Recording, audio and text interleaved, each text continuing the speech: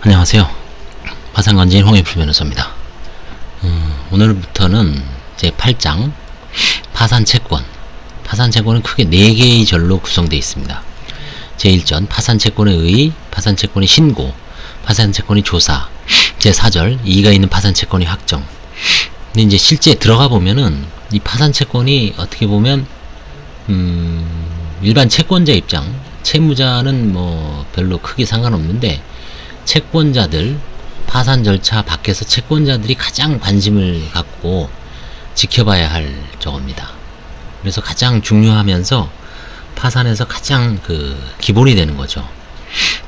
그래서 이거를 제가 보니까 여기는 지금 4절로 되어 있지만 이걸 만약에 지금 유튜브를 읽어주면서 하려 그러면 약 20개에서 25개 파트로 쪼개야 됩니다. 예를 들어서 파산채권의 의의, 신고, 이건 뭐 그대로 하더라도 파산채권의 조사부터 이제 어렵습니다. 조사는 뭐 개요, 그 다음에 일반기일, 특별기일이 있고요.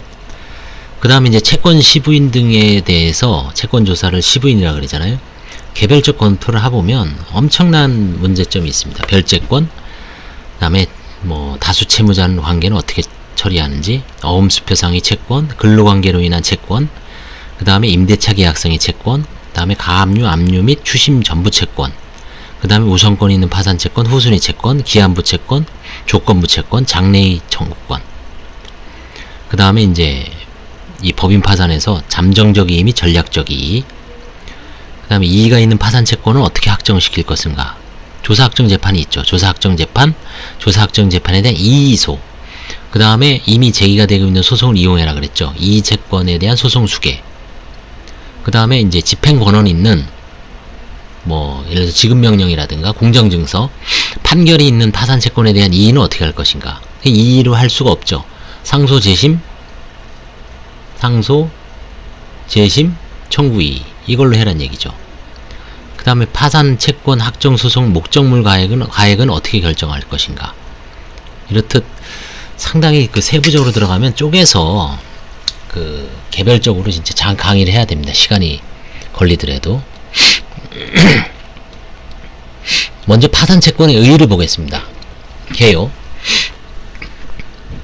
파산채권은 파산절차에 의하여 파산재단에 속하는 총재산으로부터 그 채권액의 비율에 따라 만족을 받을 수 있는 채권을 말합니다. 원칙적으로 채무자에 대하여 파산 선고 전의 원인으로 생긴 재산상의 청구권이 파산채권이 됩니다.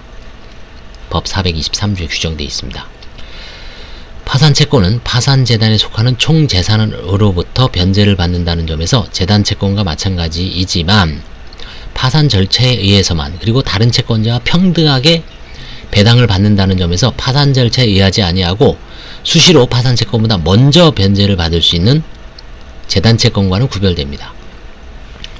그래서 재단채권보다는 사실 뭐 지위가 되게 열악하죠. 그리고 파산채권은 파산재단에 속하는 총재산으로부터 변제받는 것이므로 채무자에 속하지 아니하는 재산을 파산재단으로부터 환추할 수 있는 권리인 환치권과는 다르며 파산재단에 속하는 재산상에 존재하는 유치권, 질권, 저당권, 동산채권 등의 담보에 관한 법률에 따른 담보권 또는 전세권을 가진 자가 그 목적인 재산에 관하여 가지는 권리로서 파산 절차에 의하지 아니하고 행사할 수 있는 별채권과도 구별되죠. 그래서 총 파산채권과 구별되는 게 자연스럽게 나중에 공부해보면 재단채권, 그 다음에 환치권, 별채권, 요 3가지 권리와 명확하게 구분해야 됩니다. 자, 그럼 파산채권의 요건은 어떻게 됐습니까? 아까 채무자에 대한 재산적 청구권이라고 했죠. 채무자에 대한 채권적 청구권입니다. 파산채권은 채무자가 일반 재산을 가지고 변제의 책임을 지는 청구권, 즉 채무자에 대한 채권적 청구권을 의미합니다. 대법원 판결입니다. 따라서 채무자가 특정 재산을 가지고 물적 책임을 지는 담보물권 그 자체나 소유물 반환 청구권 같은 물권적 청구권은 파산채권이 되지 않습니다. 한편 채무자에 대한 채권은 담보권으로 담보되어 있어도 파산채권이 되지만 파산채권과 별채권을 동시에 가진 채권자는 이를 중첩적으로 행사할 수 없고 별채권을 포기하지 않는 한 별채권자는 그 별채권의 행사에 의해 변제받을 수 있는 채권액에 관해서만 파산 절차에서 파산 채권자로서 권리를 행사할 수 있습니다. 파산재단에 속하지 아니하는 채무자의 재산인 자유재산의 질권, 저당권 또는 동산채권 등의 담보에 관한 법률에 따른 담보권을 가진 자인 준별채권자도 별채권자와 마찬가지입니다.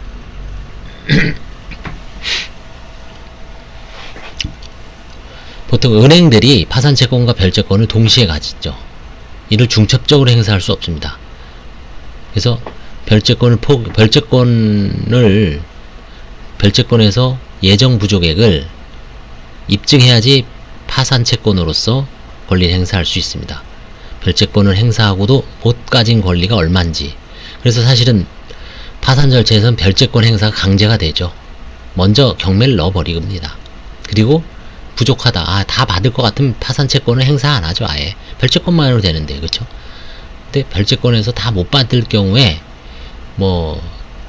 또 은행은 담보권자는 별채권을 행사해서 좀 부족했는데 그 파산 절차를 자기네가 기록을 검토를 해보니까 나눠줄 게 아무것도 없어요. 그러면 굳이 파산채권으로서의 권리 행사도 안 합니다. 그렇죠? 면책될 것 같으면. 그 다음에 파산 선고 전이 원인으로 생긴 청구권입니다. 파산 절차는 파산 선고 시를 기준으로 하여 채무자의 재산을 청산하는 것이므로 파산재단이 채무자가 파산 선고 당시에 가진 모든 재산에 한정되는 것에 대응하여 파산채권도 파산 선고 시로 딱 자르는 거죠. 그 전이 원인으로 생긴 청구권이 한정됩니다.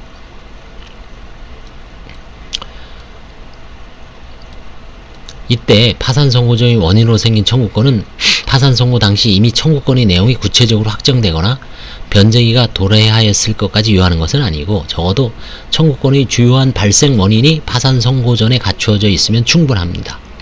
따라서 청구권의 발생 원인이 파산 선고 전이면 기한무채권, 조건무채권, 장래의 청구권도 파산채권이 되지만 청구권 발생에 대한 단순한 기대권에 불과하거나 기대권이 뭐가 있을까요? 7. 판례가 있는데 기대권에 불과하거나 파산 선고 전에 배당금 지급 청구권 등의 형태로 구체화되지 않은 주주권 등은 파산채권에 해당하지 않습니다. 예를 들어서 이제 주주권이 구체적으로 배당이 되면은 모를까 배당이 확정되면 그 주주한테 주당 50원, 100원이 확정됐다. 주주총회에서. 그런 경우에는 파산채권에 해당되겠지만 그렇지 않고 확정이 안 돼 그냥 단순히 주주권이라면 파산채권에 해당하지 않습니다. 불법행위에 의한 손해배상 청구도 발생 원인이 파산 선고 전에 생긴 것이면 그 손해액이 아직 확정되지 않았어도 파산채권이 됩니다. 그 다음에 재산상 청구권입니다. 파산 절차는 파산재단에 속하는 총 재산을 환가하여 이로부터 채권자에게 금전적 만족을 주는 것이 목적이죠. 재산상의 청구권이어야 됩니다. 재산상의 청구권 이상 금전채권에 한하지 않고 소유권 이전 등의 청구권과 같은 비금전채권이라도 금전으로 평가할 수 있으면 충분합니다. 채무자의 대체적 자기를 목적으로 하는 청구권은 대체 집행에 필요한 비용을 채무자로부터 지급받는 방법으로 금족을 얻을 수 있으므로 대체 집행에 필요한 게 전형적인 건물 철거죠. 건물 철거. 다른 사람을 통해서 채무자가 직접 하지 않더라도 업자를 통해서 대체 집행할 수 있죠. 그러면 철거 비용 토해내라. 그죠? 파산채권이 될 수 있습니다. 그러나 부대체적 자기, 채무자만 반드시 해야 되는 거. 예를 들어서 그림을 그리거나 뭘 수리를 하거나, 그쵸? 그 사람이 변론을 하거나 대체가 불가능한 경우가 있죠. 오직 그 사람만 화가, 그쵸? 변호사, 그쵸? 그런 경우, 아니면 그 연극배우만, 그 탤런트만, 그 가수만 출연해야 되는데 다른 사람이 대체가 불가능하잖아요, 그쵸? 부작위를 목적으로 하는 청구권. 그 사람만 부작위, 행동을 하지 않을 것을 목적으로 하는 청구권. 어디에 출연을 하지 마라. 그쵸? 아니면 어디에 방송에 출연하지 마라. 그쵸? 아니면 경쟁업체에 취업하지 마라. 이런 게 있죠. 채무자의 자기 또는 부작위에 비로소 그 목적이 달성되고 금전으로 평가될 수 없으므로 그 자체로는 파산채권이 되지 않고, 만약에 이제 이걸 불이행을 했어요. 계약서상 아니면 판결로 전직금지, 아니면 다른 데로 이적하거나 아니면 다른 프로그램에 전속계약에 위반돼서 출연하지 말아야 되는데 위배에 대해서 손해배상 청구권으로 발생했을 때는 그 손해배상 채권은 이제 파산채권이 됩니다. 그 다음에 집행할 수 있는 청구권이어야 됩니다. 파산 절차는 파산 선고를 받은 채무자에 대한 포괄적인 강제 집행 절차라 그랬죠. 파산 채권은 강제 집행에 실현될 수 있는 청구권이어야 합니다. 따라서 집행에 의하여 강제적으로 실현할 가능성이 없는 불법 원인 규범의 반환 청구권, 부재소 합의나 부집행 합의가 있는 청구권은 원칙적으로 파산 채권이 될 수 없습니다. 자, 그럼 파산 채권의 순위를 한번 볼까요? 파산 채권은 파산자들로부터 공평하게 만족을 받을 수 있는 채권이므로 채권에게 비례하여 모두 평등한 것이 원칙이나 법은 채권의 실체법적 성질을 보아요. 예외적으로 배당 순위에서 일반의 파산 채권에 대하여 우선적 지위를 갖는 파산 채권과 후순위적 파산 지위를 갖는 파산 채권을 인정하고 있습니다. 동일 순위로 변제하는 파산 채권 사이에서는 각각 그 채권에게 비율에 따라서 평등하게 변제받습니다. 먼저 우선권 있는 파산 채권. 파산재단에 속하는 재산에 대하여 일반이 우선권이 있는 채권은 다른 채권에 우선하는 우선권이 있는 파산 채권이 됩니다. 441조. 일반의 우선권은 민법이나 상법, 그 밖의 특별법 등의 규정에 의하여 채무자의 일반 재산에 대하여 다른 채권보다 우선 변제권이 있는 경우를 말합니다. 채무자의 특정 재산을 대상으로 하는 담보권이 아니므로 별채권이 인정되지 않는 대신 우선권이 있는 파산채권이 인정되는 것입니다. 우선권이 있는 일정 기간 안에 채권에 관해서만 있는 경우 그 기간은 파산 선고 시부터 소급하여 계산합니다. 일반이 우선권 있는 파산채권. 여기 있죠. 13번. 근로기준법 38조에는 임금재해보상금 그 밖의 근로관계로 인한 채권은 사용자의 총 재산에 대하여 질권, 저당권에 따른 담보된 채권 외에는 조세, 금강임 및 다른 채권에 우선하여 변제되어야 한다고 규정하고 있는데 법 473조 10호 11호가 근로자 임금, 퇴직금, 생긴 이런 걸 재단채권으로 규정하고 있으므로 법 473조 10호 11호가 규정한 것을 제외한 나머지 근로관계에 있는 채권은 우선권이 있는 파산채권으로 볼 수도 있습니다.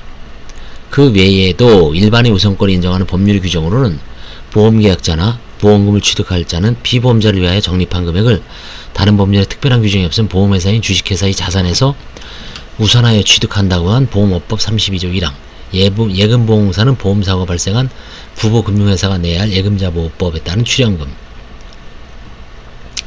이런 쭉 법에 나열이 되어 있습니다. 자본시장법. 그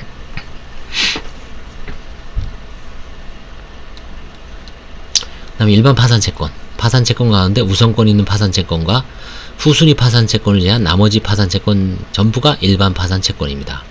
후순위 파산채권. 법 446조는 파산 선고 후의 이자, 파산 선고 후의 불이행으로 인한 손해배상 및 위약금, 파산 절차 참가비용, 벌금, 과료, 형사소송비용, 추징금 및 과태료 등과 채무자가 채권자와 파산 절차에서 다른 채권자보다 후순위로 하기로 정한 채권 등을 후순위 파산채권으로 규정하고 있습니다. 후순위 파산채권은 일반 파산채권에 대해 배당을 통한 변제가 모두 이뤄진 후에야 비로소 배당을 받을 수 있으므로 실무상 후순위 파산채권에까지 배당이 되는 경우는 극히 드물다. 후순위 파산채권에 대한 채권자 집에서 의결권이 부여되지 않습니다.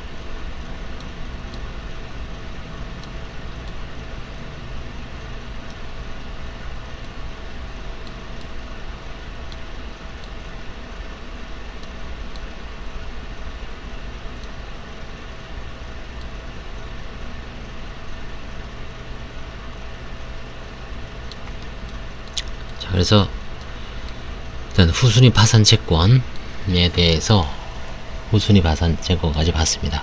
파산채권의 크게 요건이 4가지죠. 파산 선고 전의 원인으로 생긴 청구권이어야 되고, 재산상 청구권이어야 되고, 그 다음에 집행 가능해야 되고, 그 다음에 4가지인데 하나는 또 생각이 안 나네요. 바로 공부해도 파산 선고 전의 원인, 채무자에 대한 채권적 청구권, 재산상 청구권, 집행할 수 있는 청구권, 4가지 요건이죠. 그 다음에 이제 일반이 우선권 있는 파산채권, 일반 파산채권, 후순위 채권 4가지가 있습니다. 그 다음에 구별해야 될 게 재단채권, 별채권, 환치권과 구별해야 됩니다. 그래서 일단 이번 시간에는 파산채권이 의의에 대해서 알아봤고요. 별로 어렵진 않죠. 이미 이수 변호사님이 그 개인 파산 관제 절차 이론과 실무를 그 상당한 양이죠. 그것도 400페이지인데 그거를 이제 공부했기 때문에 지금부터 마지막 법인의 청산만 빼고는 나머지 상계 배당까지는 그 내용이 그대로입니다. 사실은 이게 좀 더 자세하죠. 법인 파산이 좀 더 자세할 뿐이지 내용은 뭐 똑같습니다. 파산채권, 재단채권, 그 다음에 배당, 환가 및 포기, 또 뭐가 있을까요? 뭐 그런 겁니다. 맨 마지막에 이제 법인 특유의 청산과 뭐 해산 그 부분만 조금 개인 파산에서 안 달라지는 거고, 그 다음에 면책 불허가 사유는 없잖아요. 여기는 법인에선. 그러니까 개인 파산이 양이 더 많을 수가 있죠. 그래서 파산 채권의 일을 끝내고 다음 시간에 파산 채권의 신고부터는 상당히 중요한 내용이기 때문에 조금씩 잘라서 해보겠습니다. 감사합니다.